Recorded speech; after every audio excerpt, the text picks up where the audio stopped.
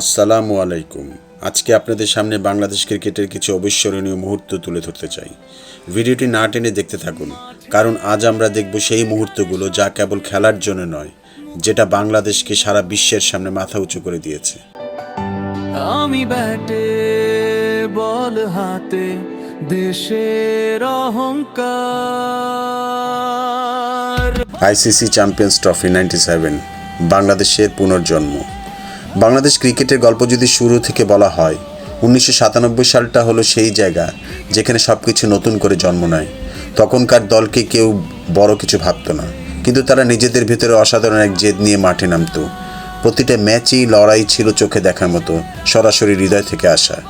ফাইনালে গিয়ে চাপ ছিল সবচেয়ে বেশি। সেদিন দলের চোখে যে দৃঢ়তা ছিল সেটা বুঝিয়ে দিচ্ছিল এরা ভয় পায় না। ধীরে ধীরে ম্যাচ বাংলাদেশের হাতে চলে আসছিল, আর শেষ মুহূর্তে জয় যখন নিশ্চিত হলো, সেটা ছিল কেবল একটা ট্রফি পাওয়া নয়, এটা ছিল ভবিষ্যৎ বদলে দেওয়া এক সিদ্ধান্ত। সেদিন এই খেলাটি কোনো টেলিভিশনে সরাসরি দেখানো হয়নি। আমরা রেডিওতে সরাসরি শুনছিলাম এবং পুরো বাংলাদেশ উত্তেজনায় কাঁপছিলাম। স্টেডিয়ামে কিছু সংখ্যক দর্শক বাংলাদেশ বাংলাদেশ বলে বাংলাদেশ ক্রিকেট দলকে উৎসাহিত করছিল। এই একটি জয়ের ফলে বাংলাদেশ প্রথমবার বিশ্বকাপে খেলার সুযোগ পেয়েছিল। এখান থেকেই শুরু হয়েছিল বাংলাদেশ পারে এই বিশ্বাসের জন্ম।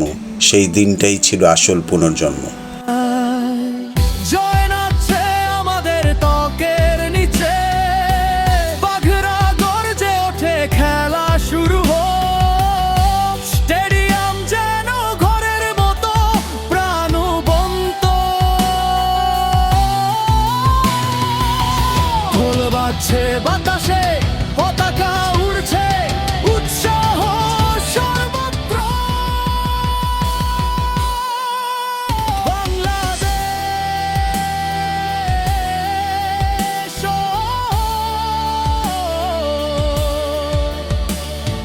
ক্রিকেটের ধ্বনিতে বাজে হৃদয়ের সুর। চলতেই থাকো, কখনো থেমো না, তুমি সেরা বাংলাদেশ।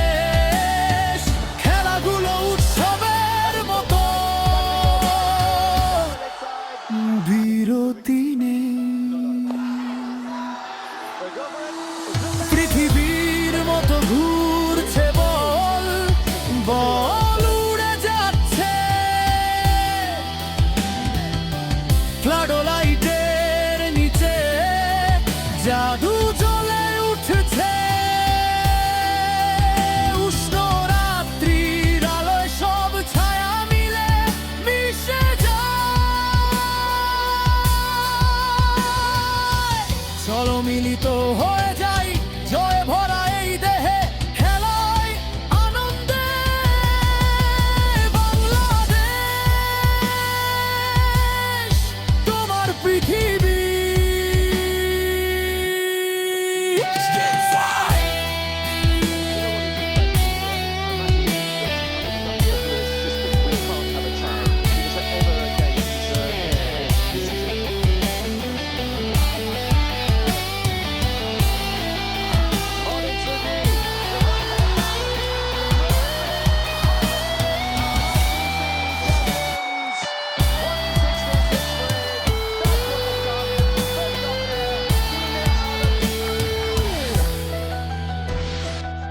কাটার মাস্টার মুস্তাফিজুর রহমানের ওডিআই ডেবিউ।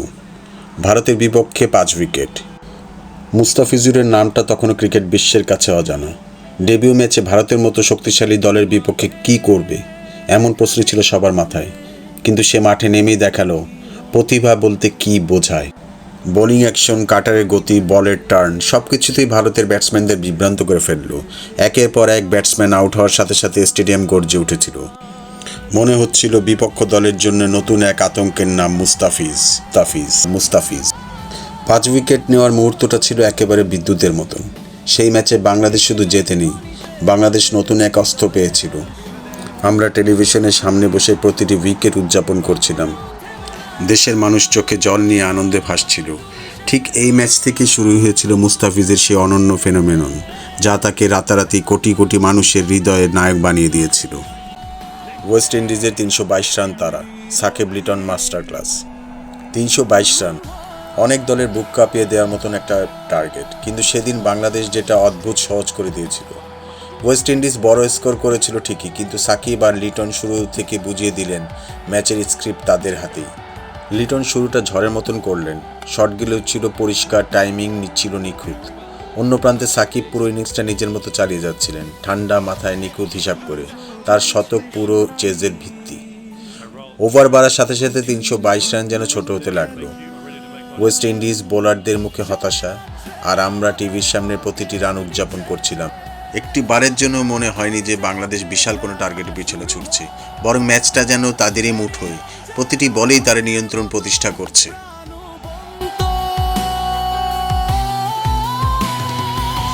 ঢোল বাজছে বাতাসে, পতাকা উড়ছে, উৎসাহ সর্বত্র।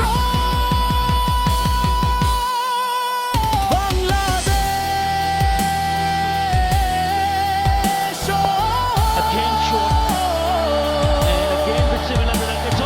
ক্রিকেটের ধ্বনিতে বাজে।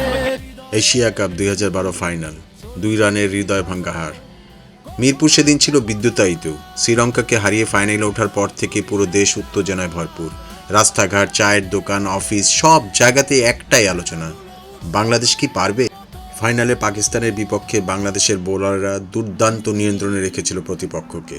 মাশরাফি, আব্দুর রাজ্জাক, সাকিব আল হাসান বল হাতে লড়াই করে গিয়েছিল। লক্ষ্য দ্বারায় মাত্র 236 রান, যেটা দেখে মনে হচ্ছিল বাংলাদেশ এবার পারবে। তামিম ইকবালের 50 ছিল সাহসী সূচনা। সাকিবের ঝলমল ইনিংস মাঝপথে আশার আলো জ্বালায়, আর মুশফিক মাহমুদুল্লাহর জুটি ম্যাচটিকে বাংলাদেশের দিকে টেনে নিচ্ছিল। প্রতিটি রানের দর্শকরা গর্জে উঠছিল, মনে হচ্ছিল জয় যেন হাতের নাগালে। শেষ ওভারে দরকার ছিল 9 রান। পুরো স্টেডিয়াম নিঃশ্বাস আটকে তাকিয়েছিল। প্রতিটি বলের সঙ্গে হৃদস্পন্দন বেড়ে যাচ্ছিল, কিন্তু ভাগ্য সেদিন সহায় হয়নি। মাত্র 2 রানের জন্য হাতছাড়া হলো ট্রফি।